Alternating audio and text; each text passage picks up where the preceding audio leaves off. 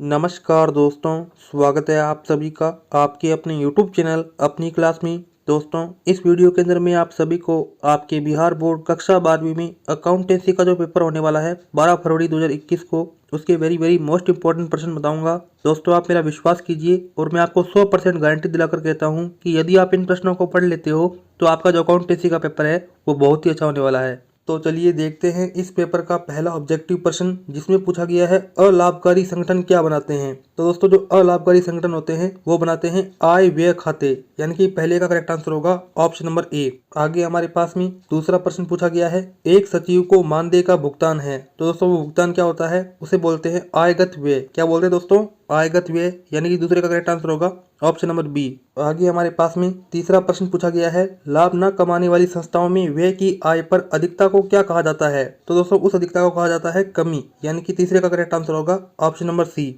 आगे हमारे पास में चौथा प्रश्न पूछा गया है लाभ न कमाने के लिए स्थापित संस्था की आय का साधन क्या होता है। तो दोस्तों, उनकी जो आय का साधन होता है वो होता है सदस्यों से प्राप्त चंदा, दूसरा होता है दान और तीसरा होता है प्रवेशक शुल्क। यानी कि दोस्तों, ये तीनों के तीनों क्या हैं, लाभ न कमाने के लिए स्थापित संस्था की आय का साधन है। यानी कि दोस्तों, उपयुक्त सभी वो करेक्ट आंसर होगा ऑप्शन नंबर डी, यहाँ पे बिल्कुल करेक्ट आंसर होना चाहिए। आगे हमारे पास में पांचवा प्रश्न पूछा गया है एक क्लब द्वारा घास के विक्रय से प्राप्त राशि को क्या मानना चाहिए। तो दोस्तों, उस राशि को हमें मानना चाहिए आयगत प्राप्ति, यानी कि पांचवे का करेक्ट आंसर होगा ऑप्शन नंबर बी।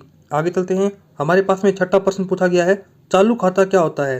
तो दोस्तों, जो चालू खाता है वो हमारे पास में व्यक्तिगत खाता होता है, पर्सनल अकाउंट होता है। दोस्तों, आप क्या कीजिए, जो नीचे आपको कमेंट बॉक्स दिया गया है उसमें आप अपने उत्तर जो हैं वो देते रहिए। मैं देखता हूं कि किसका उत्तर सही है, कौन सा विद्यार्थी होशियार है। आगे चलते हैं, हमारे पास में सातवां प्रश्न पूछा गया है त्याग अनुपात किसे कहते हैं। तो दोस्तों, जो त्याग अनुपात होता है वो होता है पुराना अनुपात बटा नया अनुपात, यानी कि सातवां का करेक्ट आंसर होगा ऑप्शन नंबर बी। आगे चलते हैं, हमारे पास में आठवां प्रश्न पूछा गया है साझेदारी समझौता हो सकता है।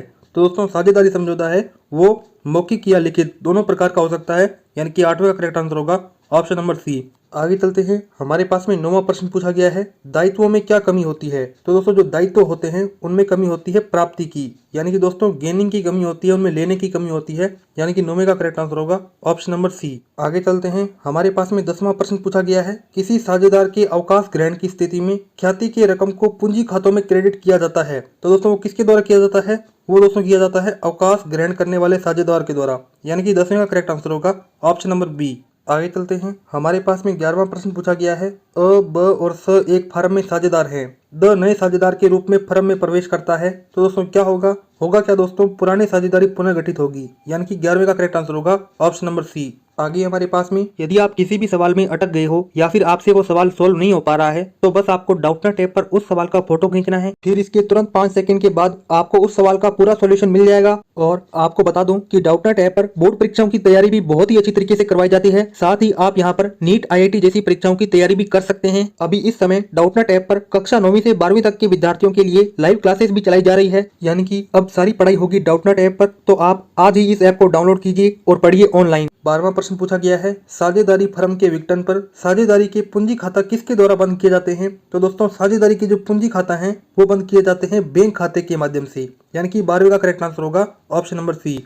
आगे चलते हैं, हमारे पास में 13वां प्रश्न पूछा गया है संपत्तियों के विक्रय से प्राप्त राशि से सर्वप्रथम किसका भुगतान होगा। तो दोस्तों, संपत्ति की विक्रय से जो प्राप्त राशि होगी उसमें जो सबसे पहले भुगतान होगा वो होगा व्यापारिक दायित्व का, यानी कि 13वें का करेक्ट आंसर होगा ऑप्शन नंबर ए। आगे हमारे पास में 14वां प्रश्न पूछा गया है वसूली खाते के लाभ हानि का बंटवारा किन साझेदारों के मध्य होता है। तो दोस्तों, जो लाभ हानि का बंटवारा है वो होता है हमारे पास में लाभ विभाजन अनुपात में, यानी कि 14वें का करेक्ट आंसर होगा ऑप्शन नंबर ए। आगे हमारे पास में 15वां प्रश्न पूछा गया है विविध लेनदार 10,000 रुपए के थे, इन्हें 10% छूट पर भुगतान कर दिया गया था, वसूली खाते को कितना डेबिट किया जाएगा। तो दोस्तों, जो वसूली खाता है उसको 900 रुपए डेबिट किए जाएंगे, यानी कि 15वें का करेक्ट आंसर होगा ऑप्शन नंबर ए। आगे हमारे पास में 16वां प्रश्न पूछा गया है फर्म के लिए आहरण पर ब्याज क्या है। तो दोस्तों, फर्म के लिए जो आहरण पर ब्याज होता है वो होता है इनकम पर, यानी कि 16वें का करेक्ट आंसर होगा ऑप्शन नंबर बी आय।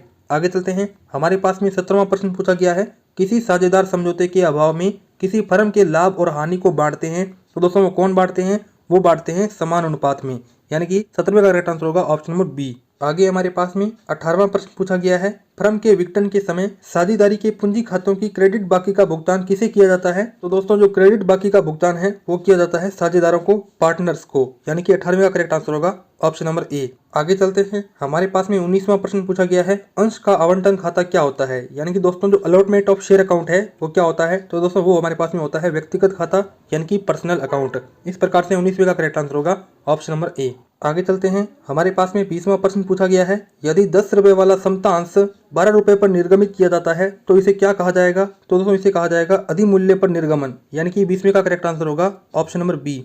आगे चलते हैं, हमारे पास में 21वां प्रश्न पूछा गया है, इनमें से कंपनी की पंजीकृत पूंजी कौन सी है? तो दोस्तों जो कंपनी की पंजीकृत पूंजी है वो है हमारे पास में ऑप्शन नंबर सी, अधिकृत पूंजी, यानी कि ऑथराइज कैपिटल, यानी कि 21वें का करेक्ट आंसर होगा ऑप्शन नंबर सी। आगे चलते हैं, हमारे पास में 22वां प्रश्न पूछा गया है, लाभांश सामान्यतः किस पर दिया जाता है? तो दोस्तों जो लाभांश होता है वो सामान्य तौर पर निर्गमित पूंजी पर दिया जाता है, यानी कि 22वें का करेक्ट आंसर क्या होगा? ऑप्शन नंबर सी होगा।